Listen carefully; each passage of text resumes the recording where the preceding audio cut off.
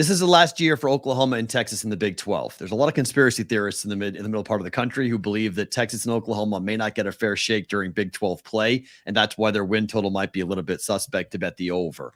How do you feel about the last year in a conference that's not too happy to watch them walk to the SEC? It's probably, I picked Texas and Oklahoma actually to be in the Big 12 title game this year, and it is my biggest concern.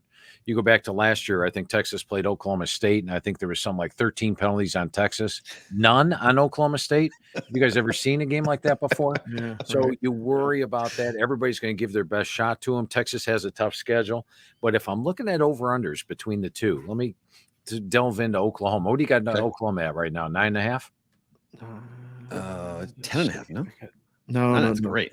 9.5 or 10. Okay. Oklahoma, when I went over the team with Coach Venables, the defense last year gave up 461 yards per game, 30 points per game. That is unacceptable to him. He's a defensive coach. He brought in a ton of transfers. His system is complex. He threw the whole thing at the defense last year, and they struggled a little bit. Now they're in the second year of the system. They brought in a ton of transfers. They're going to be much improved there. They've got Dylan Gabriel back at QB. When he missed a couple games last year, they struggled. And then the offensive line solid. They are loaded across the board.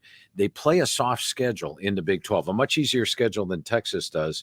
They miss some of the key teams out there. And in fact, if you go and look at Vegas right now, the games Oklahoma is favored in, they are favored in 11 of the 12 games this year. Yep. The only game they're not favored in is Texas. So 9.5. I'm going to go which is a neutral site game. I mean, it's not even a home game, right? Right.